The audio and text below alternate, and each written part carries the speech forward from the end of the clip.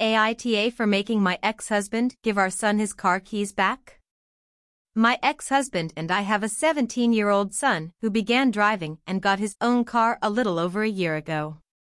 He has had a good clean record so far, no accidents.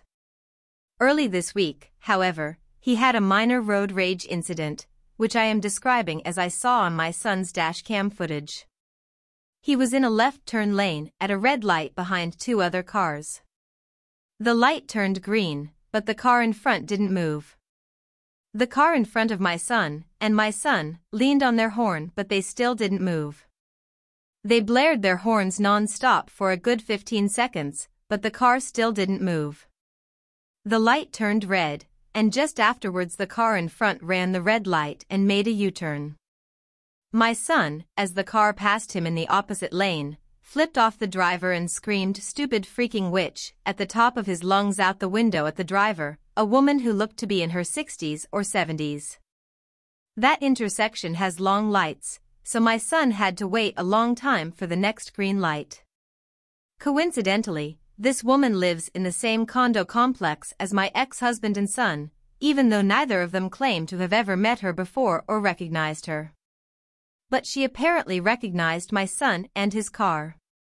She confronted my ex-husband about it a couple days afterward. She made my son's behavior sound a lot worse than it actually was. She said my son threatened and intimidated her, and also downplayed her actions. She said she made a tiny driving mistake and didn't give any more details beyond that. My ex took a look at my son's dashcam footage and saw the whole incident. Though he agreed it wasn't as bad as she made it sound, he was still angry at my son. He made him apologize and told him he would be taking away his keys for a whole week, meaning he'd have to walk to school and everywhere else. He made a big deal of how he doesn't want his son disrespecting women and his elders or road raging.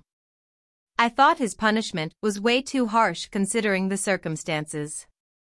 I had a long conversation with my ex the day after he made the punishment, made clear how I felt, and demanded he give him his keys back. He stood his ground at first but eventually, and very reluctantly, gave in, since I'm the parent he spends the most time with and thus the one who has ultimate veto power. My ex seemed really unhappy about our son getting out of his punishment.